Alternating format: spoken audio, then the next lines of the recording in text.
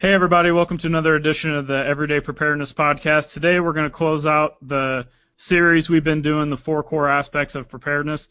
Today we're going to talk about security. We've got you lined out with food storage, we've talked about that, we've talked about water storage, and then we've talked about using different forms of shelter based on where your location is or what the situation is. So today we're going to talk about security. And most people that get into any aspects of preparedness, the first thing they want to think is guns and knives and defending their property and all this stuff.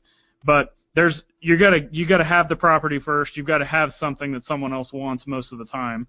So do you have anything to kick this off with, Brent? You poo-pooing on guns there kind of makes me feel bad about my 10 billion rounds of ammunition I have stored. Yeah, but I'm pretty sure that, that's perfectly fine because I know that. No, I'm joking. But I know. Like you said, though, it's not everybody thinks, oh, I've got to have 50,000 guns and, I've got to have rocket launchers and this and that and the other thing and flamethrowers and all that. But there's a little more to it than just that. Yeah, you got to have 50 underground bunkers to shoot the guns in so you can go deaf when that happens, right? Right, yeah. All right, so, let's just think about this. Let's take emergencies completely out of the equation. The economy is not very good right now, and it hasn't been for several years. And people are out of work, be it they're lazy, or be it they just can't find a job that pays a decent wage. And for whatever reason, they like to break into people's houses, and they will kill for a pair of shoes. Even in rural environments, you hear a lot of people want to tag racial lines with that.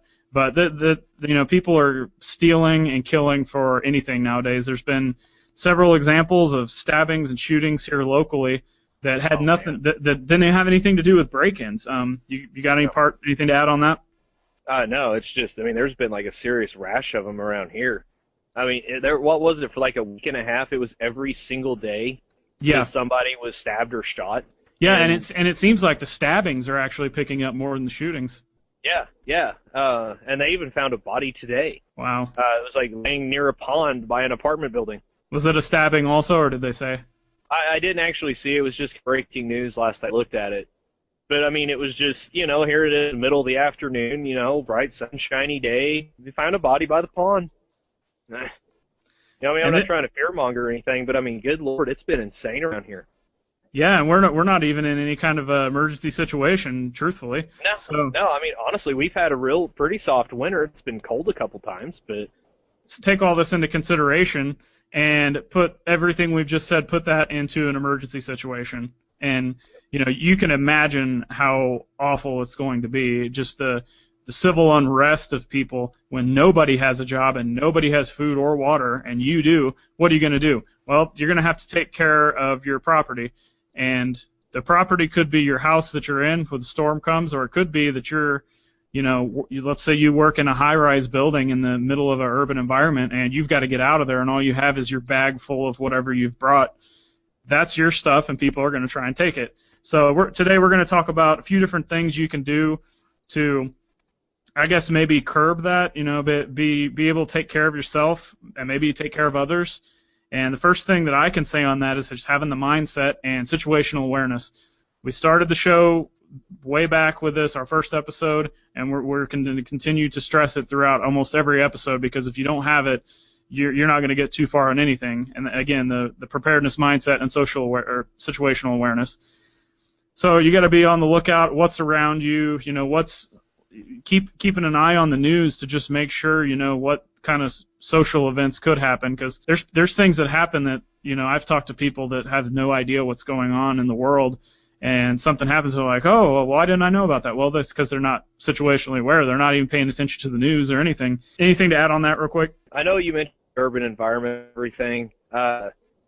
One thing, and this drives me nuts with a lot of the companies and stuff that sell emergency items and everything. Have you ever noticed how bright those items are? Yeah, and even just the gear, like the gear, anything that goes with it. Yeah, you buy, say, you want to buy a backpack, and, because you don't want to sit there and take time to build your own. You're like, hey, this looks interesting, this looks cool, this looks like about what I need. So you buy it, and you get it. It's like bright ass fire engine red. Okay, I'm sorry if I'm a desperate person trying to find something and I see somebody running around with a bright red pick, guess where my focus is instantly going? Exactly. And, I'm in my mind, I'm going to think, okay, well, he has something, I'm sure I need it, and it's bright red. So I can see, it's easy to find. An important part of secure stuff is kind of keeping a low profile, because a lot of times with that, you see your mall ninjas and everybody with all the tactical stuff, and it's like, okay, I'm sorry, if I'm wandering around searching for food or whatever, and I see somebody wearing a Kevlar vest with, like 16 guns, well, I'm probably going to avoid them, but I'm going to figure out how to get their stuff because they have everything I need.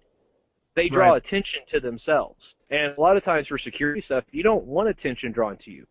If you're in a city environment, you want to kind of sneak out. You don't want everybody thinking, oh, hey, he's got a lot of cool stuff. I think you just described about 95% of the preparedness community. Well, I mean, I'm not trying to be mean to anything. It's just the truth. I mean, yeah. I understand the reasoning behind some of the bright stuff. Like some of your gear and stuff. If you're like hikers and everything, you got this bright gear, so if you drop it, you can find it. I get some of it, but at the same time, I really don't. And even to put it in a rural environment, okay, say you have a generator, so you're thinking, okay, well, great, I'll have lights, I'll have power. I can, watch TV, whatever. Okay, well, number one, generators are very, very loud. You can hear them a ways off. That's exactly what I was getting ready to say. And if the whole city's dark and your house has lights, well, guess which one's visible from space? Yeah, exactly. And like moths to a flame, you're going to attract attention. And a lot of times if you're in a serious emergency situation, a lot of times you don't want that attention at all. Wasn't it, I think it was on either... It's Tactical or Art of Manliness. I don't remember which one, but it was something about the gray man principle or gray man something. Do you remember what I'm talking about? Kind of. Yeah, it was all about just dressing and acting like a normal person all the time, especially in emergency situations, because you're going to look like everybody else. And, so what, you've got a backpack, but everybody carries backpacks or, messenger bags or stuff like that nowadays. So you're not going to look that far different. But if you've got a rocket launcher and 16 knives and a M16 slung across you and a Rambo bandana, people, there are certain situations where, depending on the area and stuff, you might rather be the target than, but by the way you look. Do you know what I'm saying? There's certain situations where I could kind of do the flip side on that. But for the most part, you're going to want to keep as low profile as possible and be able to use your brain to get in and out and in between places. So let's say that, you are trying to keep low profile, but all of a sudden you got a problem, whether that's in the house, in your car.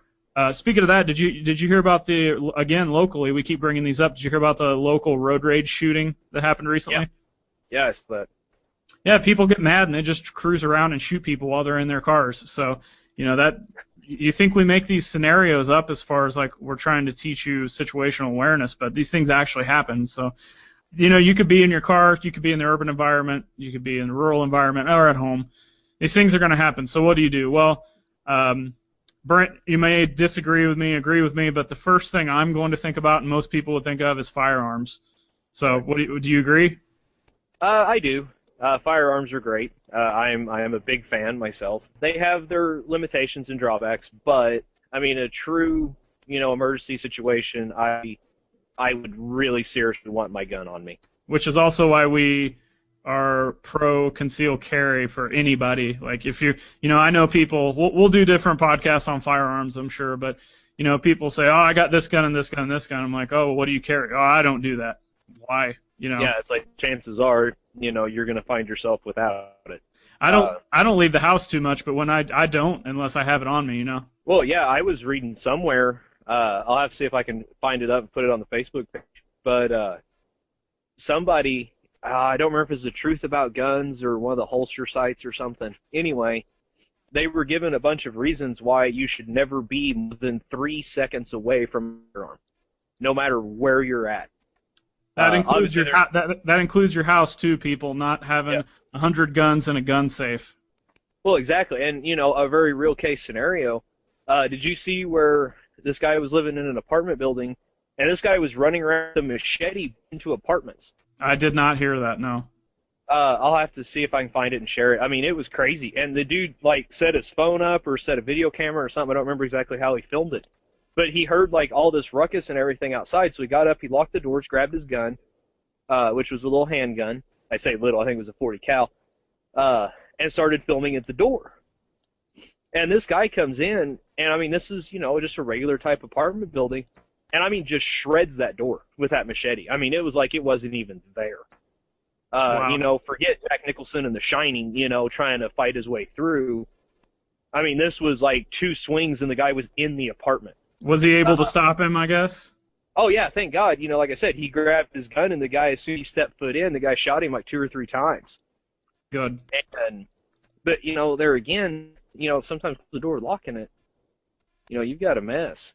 So, he was within, you think 2 swings of a machete with somebody who's psychotic, you may not always have 3 seconds. Now, that guy right there with his gun had it right within reach and was able to resolve the situation. But, think if, states like California and all those where basically you can't have, the ammunition in the same county as your firearm. Or you can't have any of it at all for whatever reason. Right. And, so if you're sitting there trying to fumble with locks and this and that, and, you're 10, 15 seconds, that guy would have been dead with a machete to the head. And, thankfully, like I said, he put the guy down. So that's just a reason to carry something. So we'll move into what you just said. Let's say, you work at a place where you cannot carry a firearm. You live in a state where you're going to have a hard time getting concealed carry.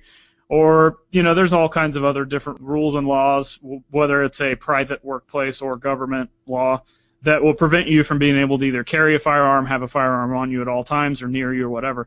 So what's the next best step? Well, there's knives, pepper spray, stuff like Kubotons. I've seen paracord with like a ball bearing, so you can kind of, I don't remember what the correct name for that is.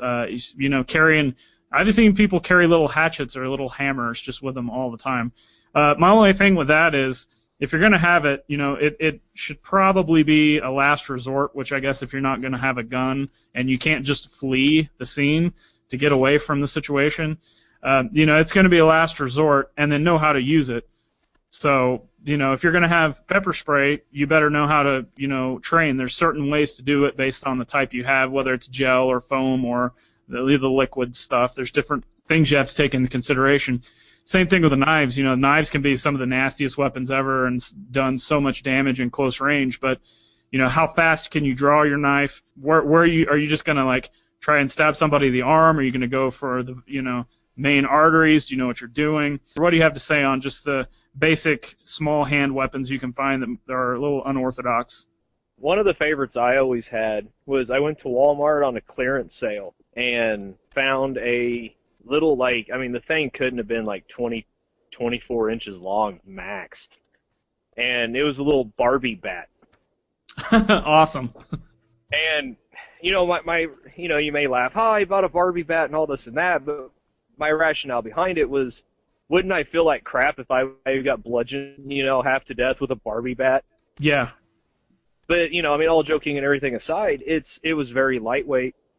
It's something that even states like California and New York would have a hard time banning because it's a bat. Right.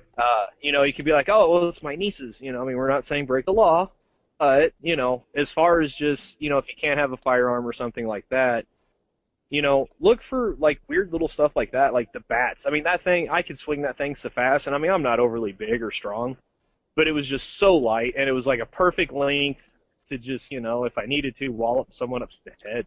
And that's something you can put in your car. That's something you could probably fit in a backpack. Just that's what you got to think about when you can't have a firearm. Start thinking outside the box, within the box. Don't break any laws. Try to, go by the law. What can I do? Go to the hardware store. Go to Walmart. Go to Army surplus store, sporting goods store, any of that stuff, and you're going to find all different kinds of things. And scour the internet. The information's out there for you to get ideas, just like this show.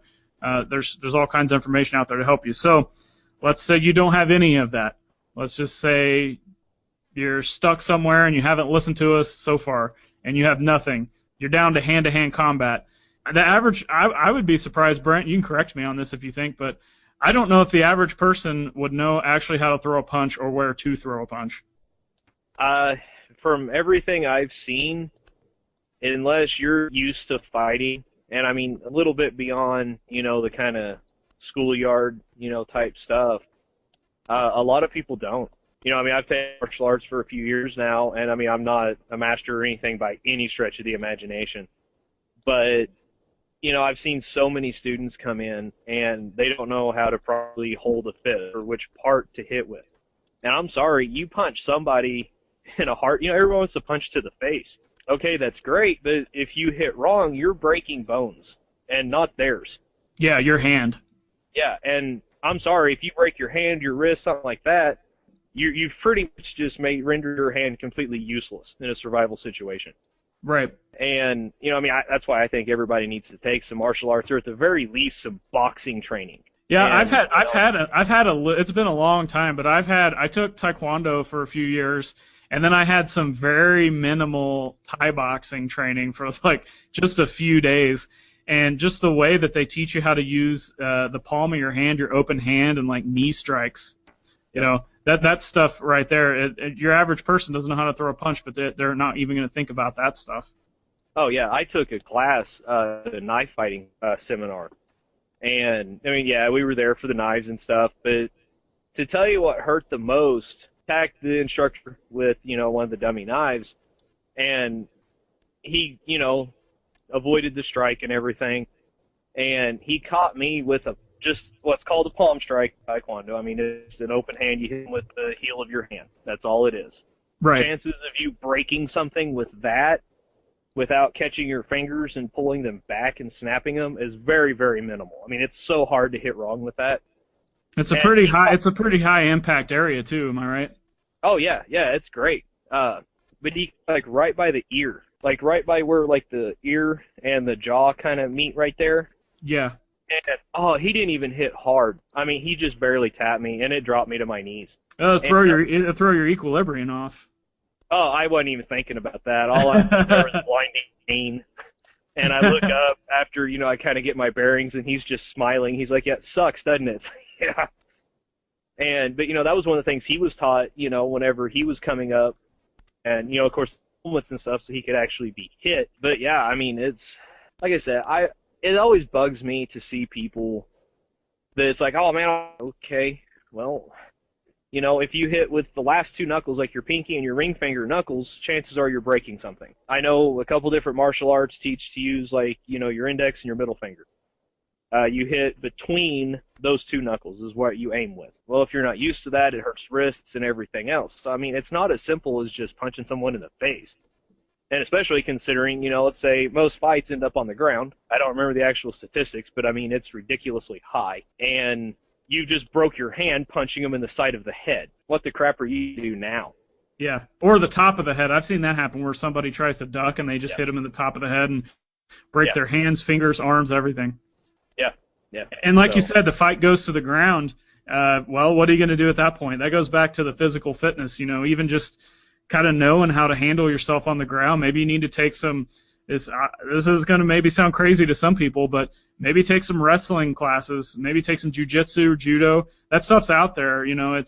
Everybody likes to watch mixed martial arts, but that stuff is out there if you want to take individualized classes, not because you want to be a fighter, but maybe just because you want to know an extra thing or two about how to handle yourself. So anything else to add? Go ahead. Yeah, one of the most important things that I learned in, just fighting in general. I mean, I got in a few schoolyard scraps and everything. I mean, never anything major. You don't really know how you're going to react to getting punched in the face until you get punched in the face. And I remember, one of my first Taekwondo classes, I, didn't have my hands up. I completely deserved it.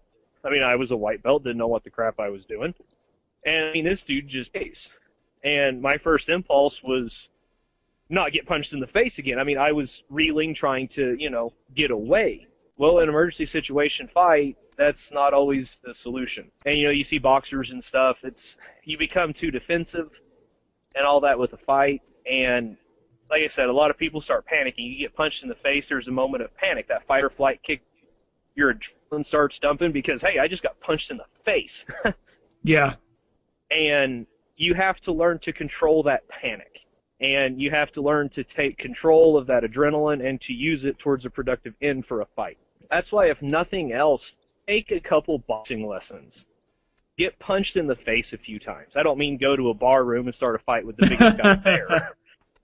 But, watch your taekwondo, or your, not just taekwondo schools, but watch your martial arts schools in general. A lot of them are there to give you a belt and collect fees. They're not there to, actually teach you self-defense. That's right. One thing that's great about, like, a lot of your jiu-jitsu classes, your kind of MMA kind of focus schools and everything, your mixed martial arts and all that stuff. Everything you learn there is pretty much immediately applicable, and that's great. Even boxing. Learning how to kind of square up, and like I said, how to take a punch, how to not run away once you're punched, how to not be scared. One thing I'll never forget that I took away that I think is a fantastic lesson was whenever I did a little bit of jiu-jitsu, and I haven't done a lot, Brazilian jiu-jitsu. You get used to being very, very close to somebody you may not know. In my particular case, it was a 50-some-year-old guy who was, you're basically, it felt like I was wrestling Grandpa in a bathrobe. And I'm not trying to say gross, but if you're not used to that close to close, I mean, it's bad breath distance. And if you're not used to that, there's kind of a hesitation you get in everything, and it's hard to explain until you're actually there. But that's something you slowly kind of become desensitized to. And by the end of the few classes that I was taking, it wasn't a big deal, wrestling with somebody like that. And, I started getting used to and started looking for ways to, pin, break arms, stuff like that. It wasn't like I was no longer just trying to avoid the guy's armpit or hairy chest. Yeah, and like you talking about rolling with those guys. I mean, that's gonna be what happens. It's gonna end up on the ground, like you said earlier, Yep. And that's one tool that you're gonna be able to apply immediately, like you said. Yeah, and I mean, one of the worst positions you can find yourself in is face down with somebody on top of you. Right. And that was one of the first things we were introduced to. The other first thing was, we were choked until we started seeing the long tunnel and started panicking. And, if you're not used to that, by God, you start panicking pretty quick. I've got a little bit of a phobia about losing my oxygen. And, that was one thing. I started seeing that tunnel coming. I could feel my face flush, and it's like, I'm trying to tap, and I look up, and the guy's just grinning at me. And it's like, crap, what's happening, And, he knew I was panicking, but that was the point. It was to put me to the panic point to try to help desensitize to it. And, each time he tried it, I was able to go a little bit further and a little bit further. I was never quite able to get to where one old guy was just sitting there calmly as, he basically started losing consciousness. Didn't bother him a bit, Yeah. Just sitting there, holy crap. But, it's, like I said, there's a lot of stuff that takes a lot of getting used to that people, I didn't appreciate until I was put in that situation. So I don't, and your average person probably isn't going to think that, talking about rolling, doing jujitsu, that's one, I love watching MMA, and I actually like watching them roll around on that, the strategic places. They're you could put their foot is 1 inch from where it should be to lock something in, and it's just interesting to watch that, where your average person thinks, oh, I'm not going to watch two half-naked guys roll around on each other. That's disgusting. But right, I'm sorry, but it's one of those, whenever you start actually trying to do that, you realize I developed a whole new sense of appreciation. I'm not a huge MMA. I'm not against it. I just, don't watch it a whole lot.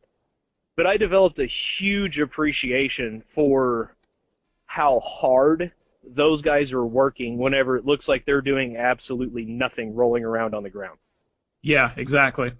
It's not, just sitting there and hold. You're, the way our instructor put it, you're trying to steal the other person's air. Because basically in that situation, whoever loses all their air first loses. And you're trying to take all their air, and they're, like you said, you're an inch.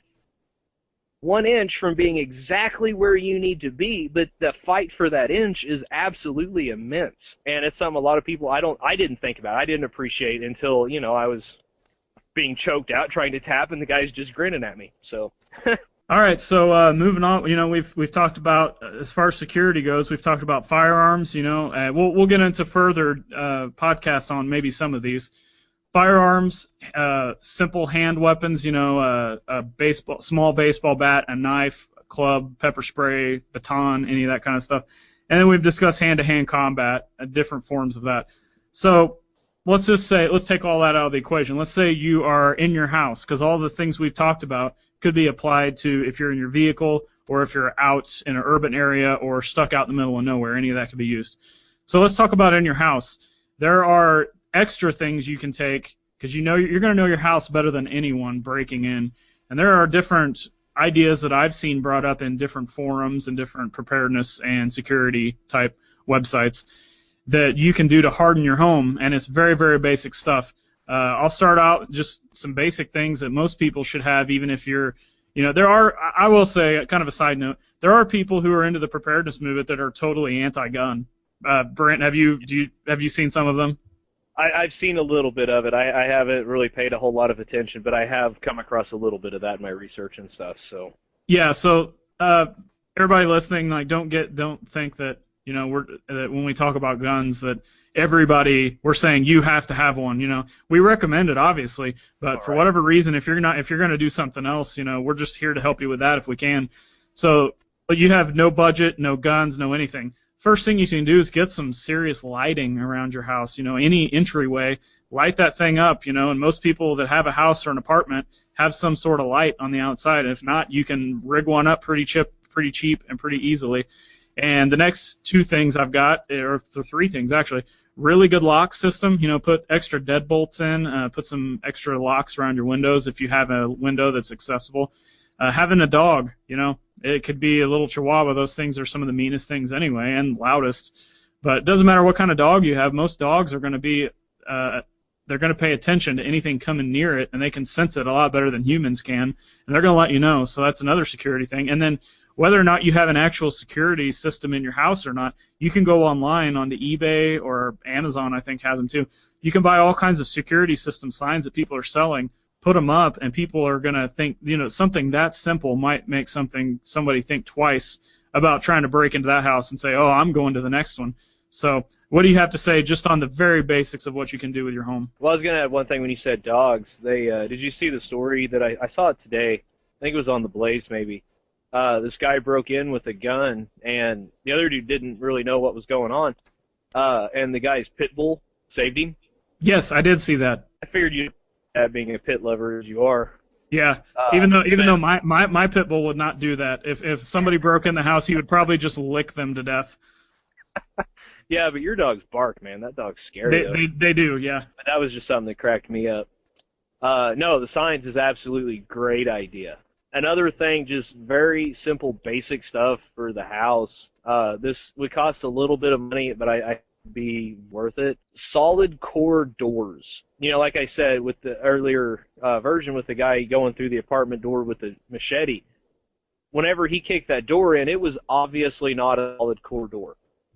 You're not going through a solid wood door with a machete really, really fast without, busting the lock out or something like that. So that's something to kind of check on too. Having at least one room in your house that you can kind of fortify and keep a cell phone charged at all times. Just keep it constantly plugged into the wall.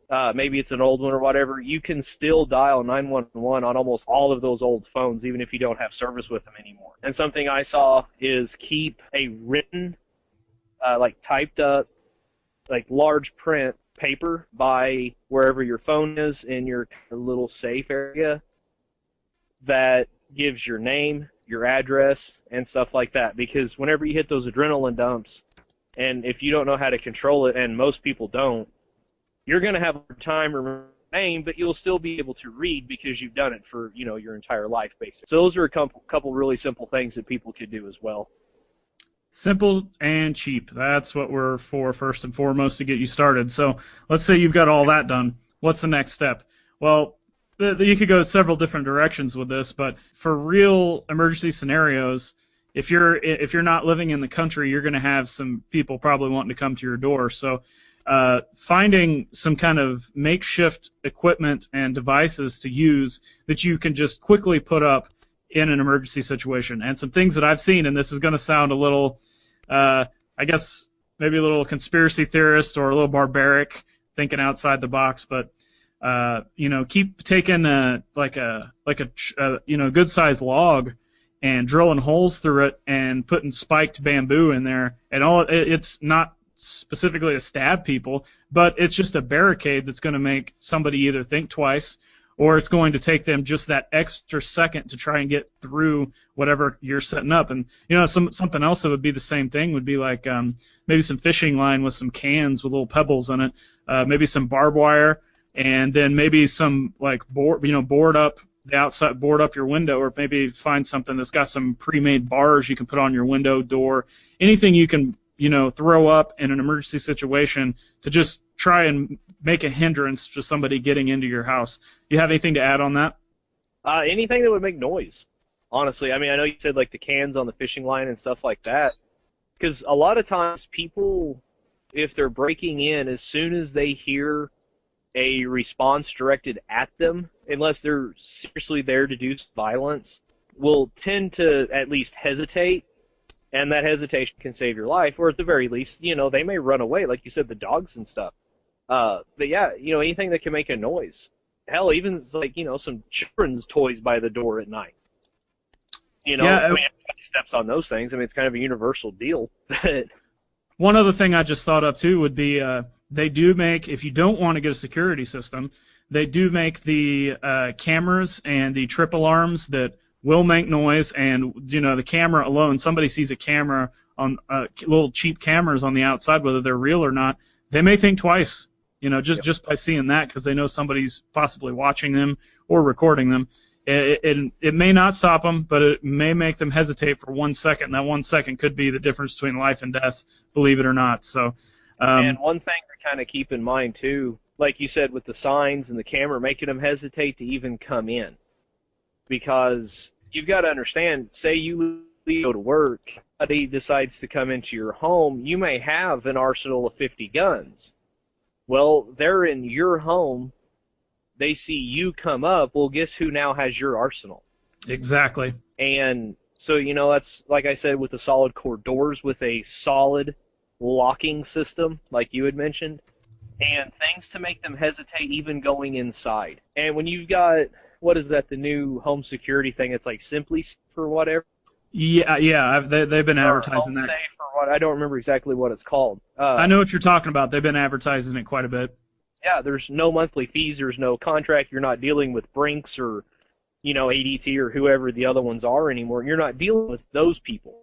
And it's something you install yourself, so no one has to come into your house. I mean, it's supposed to be really, really easy. I have not personally ever used it, but a lot of reviews and everything have been fairly positive from what I've seen. So that's something, too, because, like I said, you want to try to keep them out. And even further than that, try to not get stuck in a routine. You be at work every day at 9, but that doesn't mean you have to take the same route to work every single day. You may have to try to mix it up somewhat, because people do watch.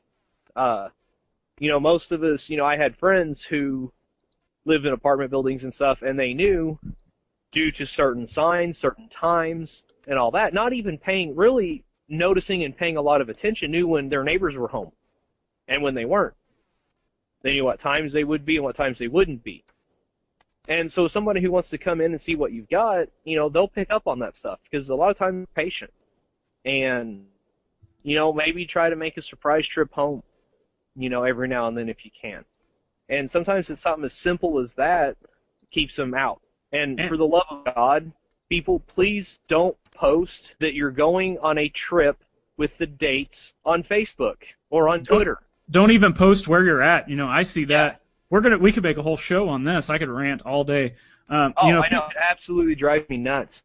And it's like, just stop it. You are literally telling these people, because, I mean, honestly, how many of us actually truly know and trust every single person on our Facebook friends list? I mean, Yeah. maybe we should, but how many of us actually do? It's like, oh yeah, I went to school with that guy. I wonder what he's doing now.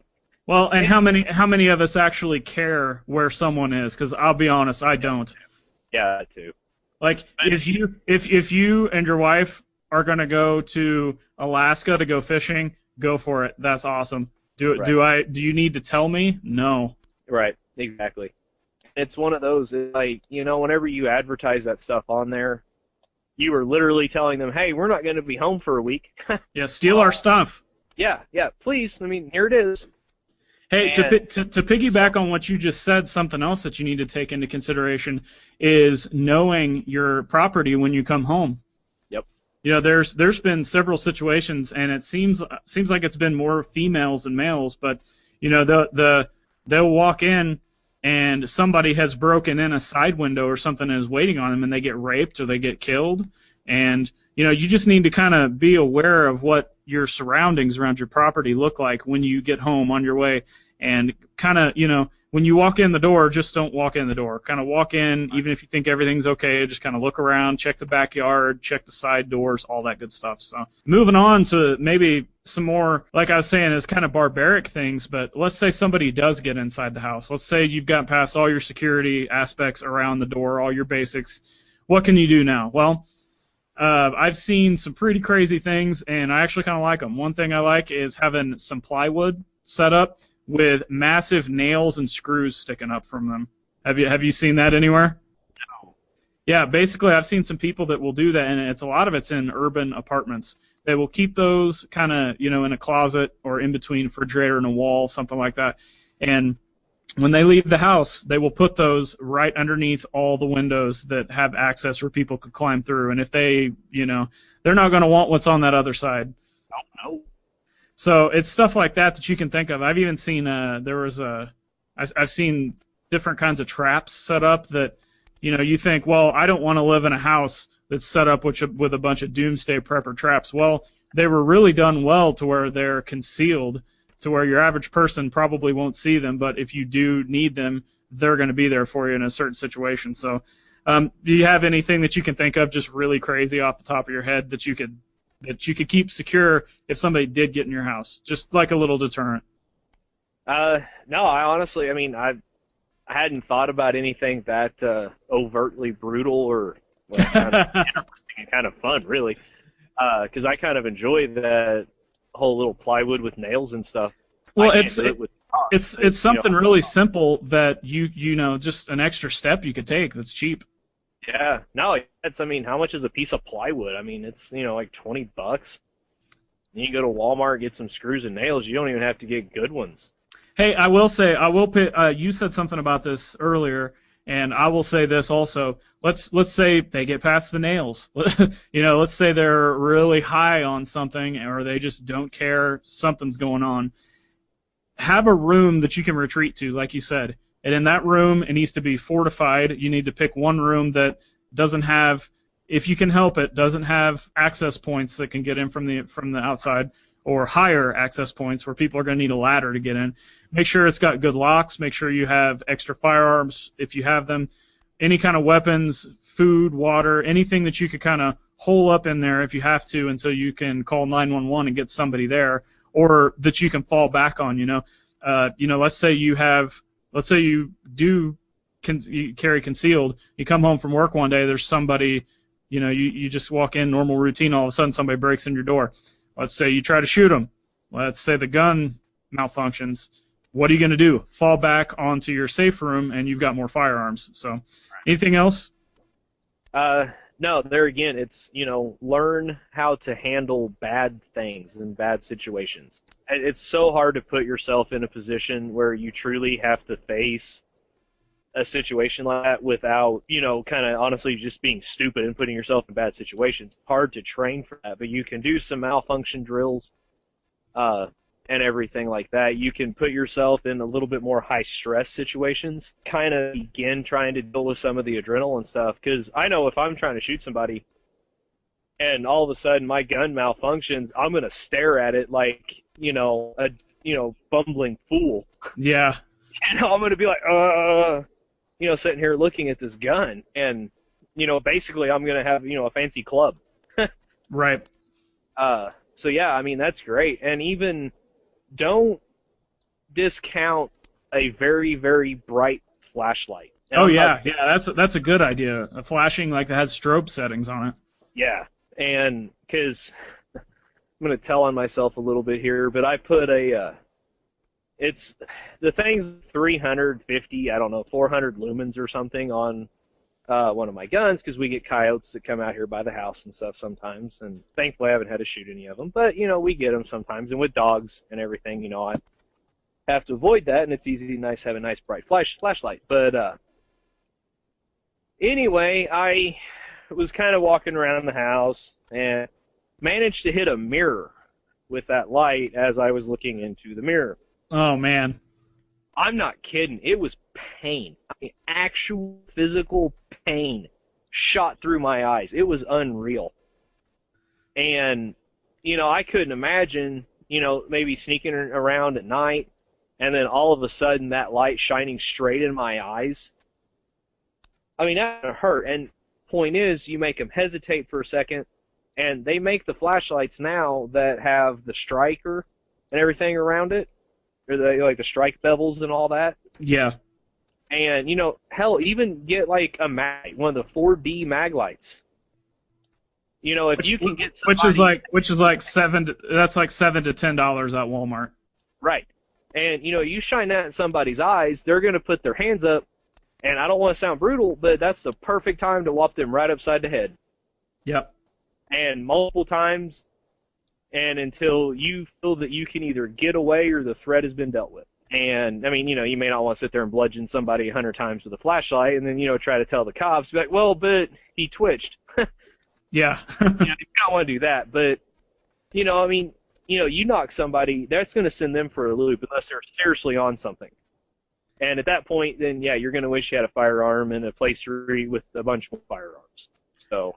And like you said about the, putting yourself in those situations and you really don't know what you're going to be into until you do it. That's kind of one thing I try to do still is just think about scenarios you could possibly be in. I mean, that's the next best thing to actually being in it is, okay, if this happens, what do I do here? What could I do here to prevent this happening? Or what could my plan C be when plan A and B don't work?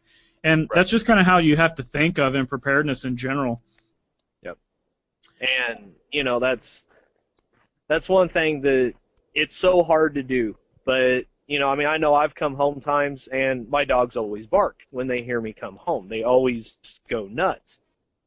And a couple times they didn't. And so immediately my first thought was someone got in the house, my dogs are dead. Of course, then my second thought was they better not let me find them if they hurt my dogs. But it was one of those, I immediately got my gun and the house. I mean, I went room to room. Turned out the dogs got into something we'd left on the coffee table and we were having a good old time. But still, yeah, I mean, it was instant. That moment right there just instantly put me in that mode. And, thankfully I didn't, I don't think I cowered away or anything.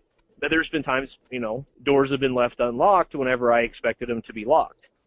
And, immediately it's instantly, okay, someone went in here, I have to go to the house. Yeah, I've had the same situation with the dog thing that you mentioned. That's happened to me. Another thing that's happened is, I've been asleep and been awakened by two people arguing, and I was like, oh boy, what is this? So, I would get up and I went and looked, and there's two people literally fighting in the middle of the street at 3 a.m. Right. So, that's where you start, you don't go out there and don't mess with them. You don't say anything. You just stay up, you have your firearm, your club, your whatever, you get ready and you pay attention.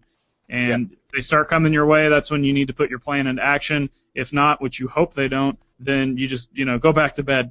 But you just got to be ready for any kind of strange scenarios, and the world is getting to be a crazy place. And every day there's a new scenario that nobody would have thought about, like your machete thing. Your average person is not going to think, oh, nobody's going to run through an apartment with a machete just hacking people. Well, I mean, there you go. It happens. Yeah. And, one thing that happened to me a while back is one of my neighbors lives just a little bit down the road from me. Within easy, good easy walking distance during the daytime. It's not any big deal to get there. But they called and thought somebody was trying to get in their house. And so they called me instead of the police, which, it is what it is. But anyway, so I noticed on my way down my driveway, I have absolutely no cover for me at all. It's 3 in the morning. It's cold. I'm sitting here with, a hand in basically what amounts to a wide open field. And I tell you what, you instantly begin to feel lonely. Yeah, I could imagine. And it's, probably a good 150 yards that I had to cross through, pretty much open. From my end, it was wide open. They could have hidden in 100 different spots, is what my mind was thinking. Like, every time there was a tall weed, it's like, they could be there. Right. Luckily, it wasn't anything of the sort. There wasn't anything actually really going on. It was a whole big ordeal. But, it was one of those situations that got me thinking even further about different stuff. I honestly, at that time, would have felt better with a stick or a club or something like that, because where I was going, by the time I turned to react to something, I would have already been on the ground. And, the way I was having to walk down there, I couldn't hide through anything. And, sometimes it's those situations, weird things happen, and you end up, a gun, there's times, once you pull that trigger, you can't ever take that back. And, like I said, if my neighbor who had called me had stepped out, I was at a point of just hyper alertness, and it was not a good thing. My adrenaline's going, and all I'm thinking is, why the heck am I out here doing this? I'm wide open. I'm completely exposed. Everybody, there could be 100 of them around me here. And, if she would have stepped out, I don't think it would have happened, but you never know, because you react instantly when you're in that state. And, like I said, once you pull that trigger, you can't ever take that back. Where if I would have had at least a stick or something, that's chances are it's not going to kill them as much or as fast. Yeah, it's like you said, you weren't kind of, I guess you hadn't put yourself in that situation before, and that's maybe something that had you thought about that and before that had happened? I had never thought about it. It had never entered my mind that I could have ended up in that situation or anything. And that completely got me thinking differently about all of my home security stuff and all. And, helping out my neighbors and stuff.